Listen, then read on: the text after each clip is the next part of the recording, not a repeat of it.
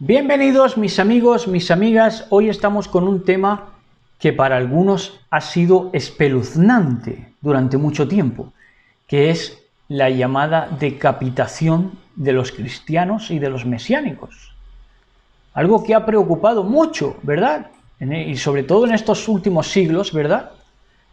Lo de aquello de la decapitación de los cristianos, y cuando se veían noticias de que ya se estaban preparando las afiladoras, las guillotinas, ¿verdad? En campos de concentración y todo ese amarillismo, ¿verdad? Con el cual se ha alimentado ese protestantismo amarillista, ¿verdad?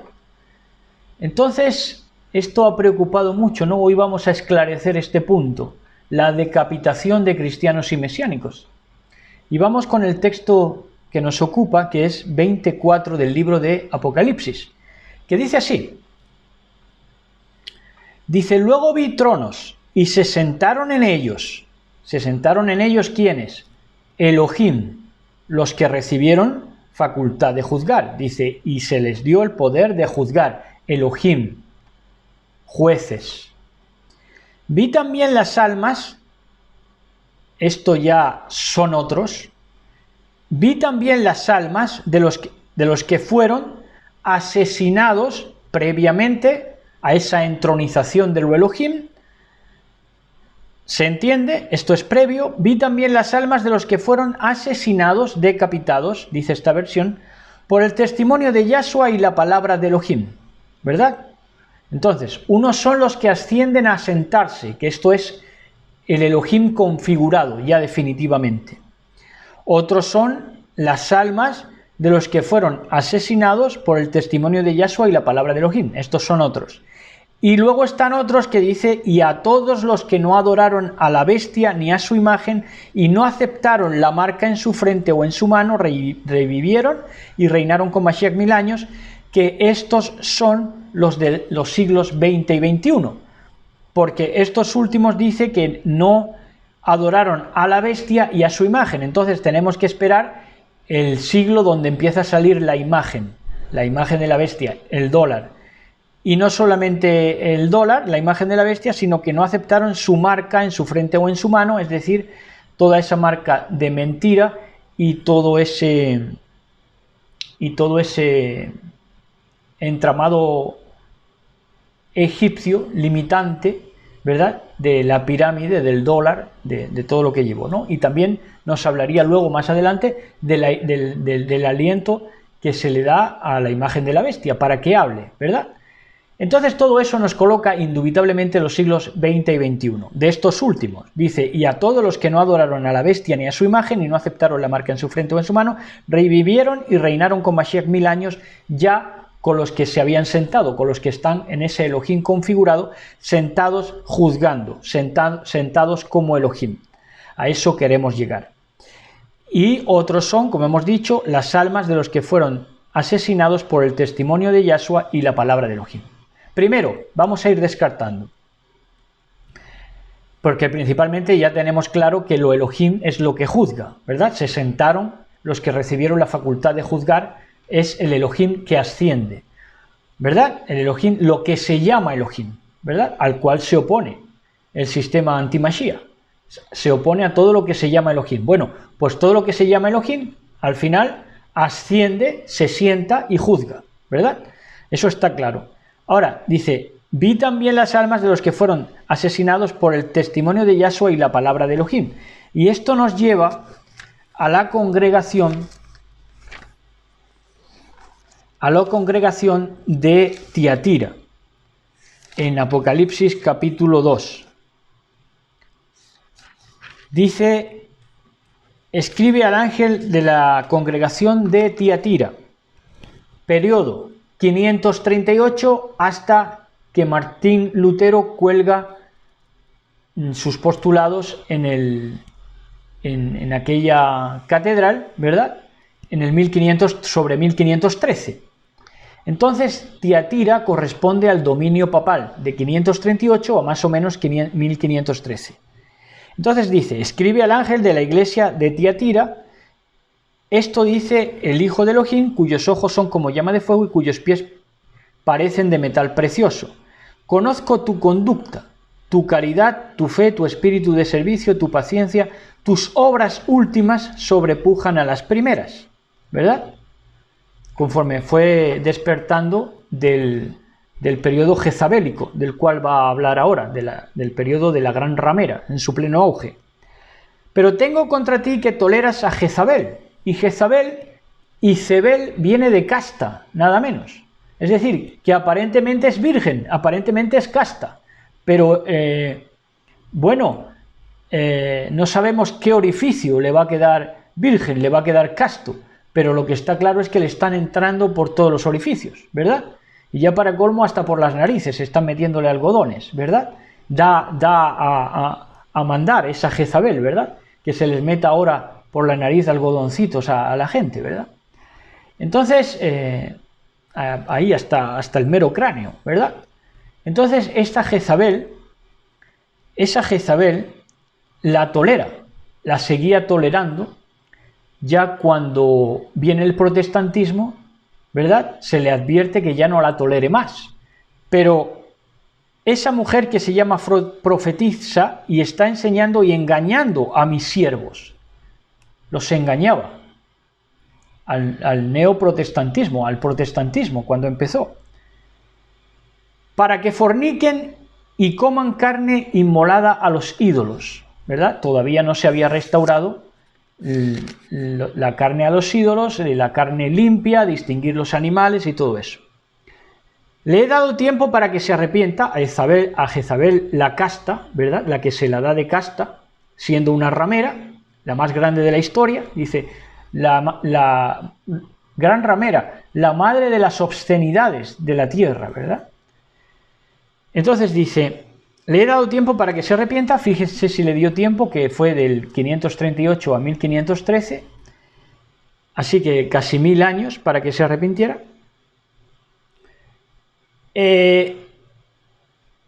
Pero no quiere arrepentirse de su fornicación espiritual, sobre todo. Mira, a ella voy a arrojarla al lecho del dolor y a los que adulteran con ella a una gran tribulación, que fue el periodo del oscurantismo más grande que ha vivido la humanidad, la oscuridad terrible, en la cual la escritura estaba solo en manos de los prelados, de unos prelados jezabélicos. Y entonces dice, si no se arrepienten de sus obras, le viene la gran tribulación, y a sus hijos los voy a herir de muerte. Así sabrán todas las congregaciones que yo soy el que sondea. A ellos les parece que lo hacen todo en ocultismo, pero soy el que sondea los riñones y los corazones, que esto lo hace el Vaticano también, vaticinar por medio de los intestinos, ¿verdad? Y yo os daré a cada uno según vuestras obras. Ahí verán. Pero a vosotros, a los demás de Tiatira, que no compartís esa doctrina, que no conocéis las profundidades de Satanás, los intestinos de Satanás, con los cuales vaticinan, con los cuales quieren adelantarse a los tiempos de Elohim y quieren cambiarlos, ¿verdad? Desde ahí, desde el Vaticano, vaticinio. Como ellos dicen, os digo, no os impongo ninguna otra carga, solo que mantengáis firmemente hasta mi vuelta lo que ya tenéis. Al vencedor, al que se mantenga fiel a mis obras hasta el fin, le daré el poder sobre las naciones, las regirá con cetro de hierro como se quebrantan las piezas de arcilla, ¿verdad? Los que de verdad sean protestantes a lo largo del tiempo contra Jezabel y le profeticen a Jezabel su fin, entonces dice que al vencedor le dará poder sobre las naciones, la regirá con cetro de hierro como se quebrantan las piezas de arcilla. Esto corresponde también a Salmos, que hablan de lo mismo, de que al vencedor desmenuzará los reinos del mundo, los reinos jezabélicos. Yo también lo he recibido de mi Padre y le daré el lucero del alba. El que tenga oídos oiga lo que el Ruach dice a las congregaciones. Entonces, como decimos, esto corresponde al periodo de Tiatira, al cual se refiere Apocalipsis 24, porque volvemos a leer que dice, y se les dio el poder de juzgar, a los que ya llegamos a Elohim. Y vi también las almas de los que fueron asesinados por el testimonio de Yahshua y la palabra de Elohim. Y esto se produjo más que nunca en esa época, sobre todo antes de Lutero, porque antes de Lutero fue cuando les costó la vida. A partir de Lutero ya sí, fueron guerras entre católicos y protestantes, pero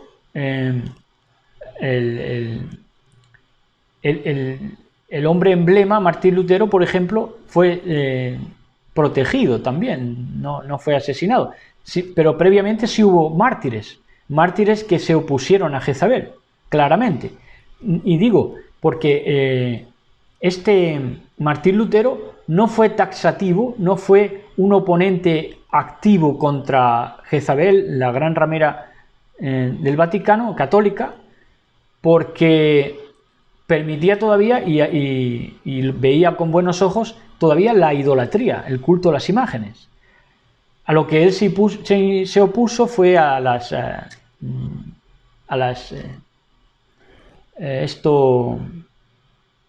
¿cómo se llama eso, hombre? A las indulgencias, ¿verdad? Y todo lo que tenían montado económicamente, que era ya clamaba al cielo. Pero a la idolatría, por ejemplo, de las imágenes, no. Entonces, no fue víctima Lutero, como sí lo fue antes Juan Hus. Juan Hus sí entra aquí, dentro de estos, porque Juan Hus lo que entendió lo defendió. Se opuso a Jezabel de su tiempo y entonces forma parte de estos que en el 24 de Apocalipsis dice, vi también las almas de los que fueron asesinados por el testimonio de Yahshua y la palabra de Elohim. Juan Hus, entre ellos, ¿verdad?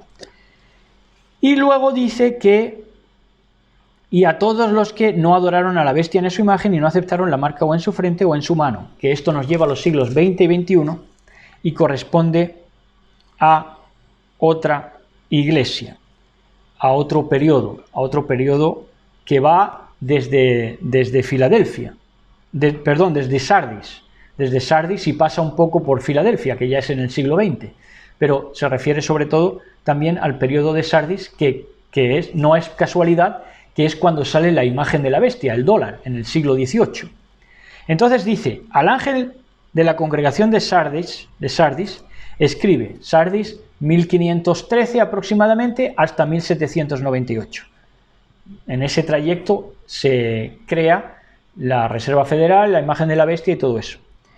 Al ángel de la iglesia de Sardis escribe, esto dice el que tiene los 7 espíritus de Elohim y las 7 estrellas, conozco tu conducta, tienes nombre como de quien vive, porque supuestamente que eres protestante, Sardis, supuestamente que te has levantado Estados Unidos en los valores de la Reforma, pero tienes nombre de que vives, pero estás muerto, fíjate lo que te digo, ponte en vela, reanima lo que te queda y está a punto de morir. Pues no he encontrado tus obras llenas a los ojos de mi Elohim. Acuérdate, por tanto, de cómo recibiste y oíste mi palabra, de primeras, en el primer amor, cuando de verdad eras protestante. Guárdala y arrepiéntete, porque si no estás en vela, vendré como ladrón y no sabrás a qué hora vendré sobre ti.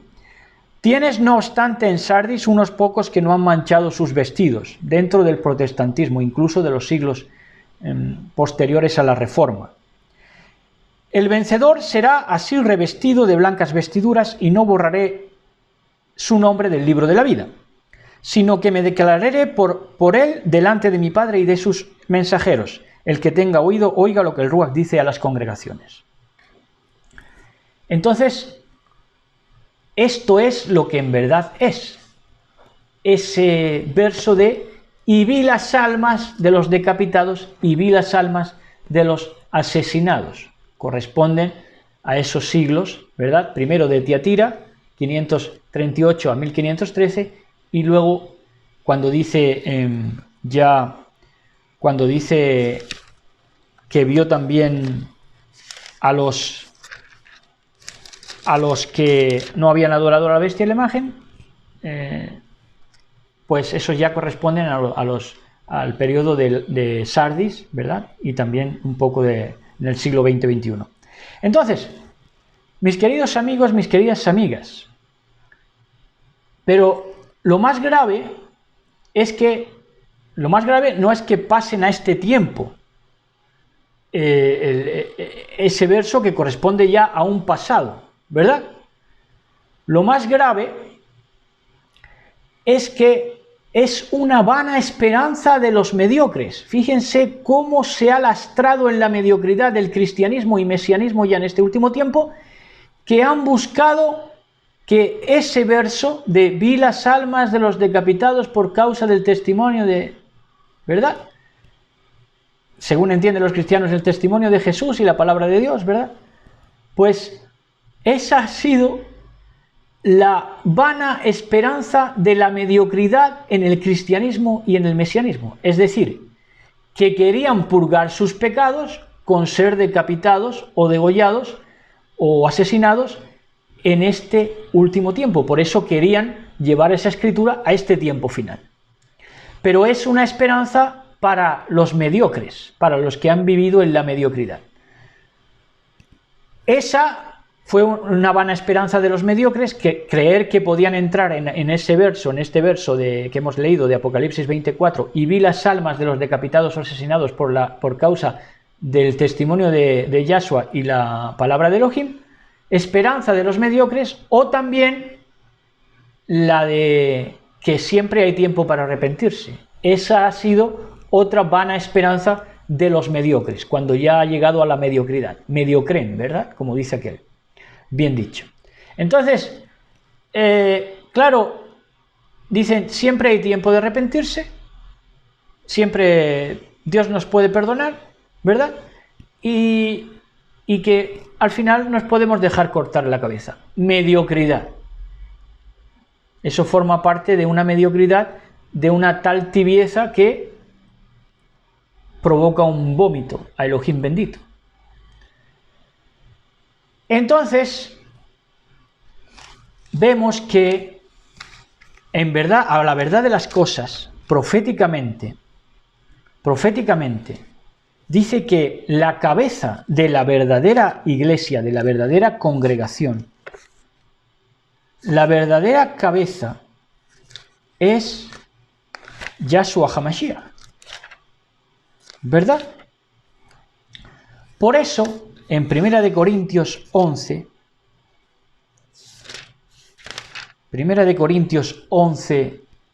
3, dice así: sin embargo, quiero que sepáis, nos dice el apóstol, el Sholiach, el enviado Shaul Pablo, dice, sin embargo, quiero que sepáis, congregaciones del mundo, ¿verdad? Dice el apóstol a las naciones. Venga, vamos a ver lo que dice. Quiero que sepáis que la cabeza de todo hombre es Mashiach. Y la cabeza de la mujer es el hombre. Y la cabeza de Mashiach es Elohim. Entonces, la cabeza de todo hombre, no dice de los creyentes, ni siquiera. Dice que la cabeza de todo hombre es Mashiach, el Mesías, conocido durante tanto tiempo, durante tantas centurias, por Cristo. ¿Verdad? Mashiach, rescatado de las aguas, apartado, único. Apartado en el sentido de único. ¿Verdad? Separado de las existencias, de las aguas. Bueno, en verdad, la cabeza de todo hombre es Mashiach, el Logos, el patrón de todo. Y esa sí es la cabeza que se han dejado cortar. A eso ya no tienen que esperar, ni pasarlo para este tiempo, ni cristianos ni mesiánicos, porque esa cabeza que es el Mashiach, el Logos, el patrón, sí se la han dejado cortar. Así que ya no tienen que hacerse más películas. Esa cabeza, que es la que no debían dejarse nunca cortar, es la que se han dejado cortar. Yahshua HaMashiach, en ellos. Porque la cabeza de todo hombre es Mashiach. Entonces, primero fueron decapitados en su cabeza, que es Mashiach, el Logos, el patrón, ¿verdad? El Mesías. Y luego fueron discapacitados. Primero decapitados, le cortaron su cabeza, que es Mashiach, ya no piensan, ya son pollos descabezados en el cristianismo y en el mesianismo. Y luego son discapacitados, porque los dejan en una discapacidad de Mizraín. Mizraín, Egipto, limitación, estrechura. ¿Por qué? Porque han sido lo suficientemente idólatras para creer la doctrina del shock de la bestia, continuamente. ¿Cuál ha sido la doctrina del shock de la bestia, especialmente en estos últimos siglos? Pues lo que ha salido por televisión y toda la publicidad que se le hace al sistema capitalista del dólar, de la imagen de la bestia. Y con las doctrinas del shock han ido poco a poco implementando ese dejarse cortar la cabeza que es Mashiach. ¿Cómo se lo han dejado cortar? Con una campaña de la doctrina del shock saliendo por televisión, por la imagen de la bestia que hace matar a todo aquel que no adora ese sistema capitalista deicida anti-Mashiach. Y entonces por ahí salían, por ejemplo, las ejecuciones de cristianos a manos del ISIS. Tremendo, ¿no? Una pantomima con unos monos naranjas, pero que sirvió para que, claro, ahí la bestia hizo su agosto con las mentes, con las conciencias débiles, con esos discapacitados por haber sido decapitado su cabeza, que es Mashiach, habiéndose dejado decapitar la cabeza, que es Mashiach, o a un Cristo cuando lo entiendan como Cristo, pero es que no se lo dejaron totalmente cercenar, ¿entienden? Entonces con esa doctrina del shock saliendo por televisión de que supuestamente musulmanes le cortaban la cabeza a cristianos, pues ahí intentaron pasar ese Apocalipsis 24 a este tiempo. Claro, para que entendieran que nadie podía oponerse a la bestia. Cuando ese tiempo de vi a los asesinados, como hemos dicho, corresponde al periodo de Sardis, de los mártires de Sardis y de Tiatira. ¿Entienden? Pero claro, para eso está la bestia, la imagen de la bestia, para seguir trabajando en su industria, para meter miedo, meter terror, para cercenar la cabeza de todo hombre, que es Mashiach, en él. ¿Entienden? ¿Pero por qué cayeron en eso? En ese terror. Porque fueron idólatras. Se creían lo que les sacaba la imagen. Claro. La imagen de la bestia. Se le concedió infundir aliento. ¿Verdad? Y entonces ya toman terror. Dice, no, que me mata a mí también. Que me degolla. Que me corta la cabeza. Si están preparadas, afiladas en el IFEMA ese que había por ahí por Estados Unidos y aquí también por España ya también. Eso se va internacionalizando. Los campos de concentración que decían que tenían guillotinas para guillotinar a la gente. Claro, como la gente se lo cree porque es idólatra. Entonces ya para acabar nos vamos a Isaías 1.5 en esta breve enseñanza, pero espero que esclarecedora, para dejar claro de una vez por todas, para que nadie que no sea idólatra vuelva a tomar temor y terror, ¿verdad? Entonces dice en Isaías 1.5, dice, ¿dónde golpearos ya, rebeldes contumaces? Rebeldes contumaces, ¿dónde golpearos ya? Idólatras, mediocres. La cabeza toda está enferma. Esa es la cabeza que está enferma, que se han dejado enfermar. Putrefacta, enferma. La cabeza toda está enferma, todo el corazón, por lo tanto, debilitado. Y como es débil, es idólatra. Y como es idólatra, todo se lo cree. Y como todo se lo cree, le domina el terror, el miedo. Y entonces va a vivir separado de Yahshua HaMashiach, que es lo más grande. Y eso ya bastante pena es, ¿no creen? Shalom, shalom, besos y abrazos para todos y todas. Shalom, shalom.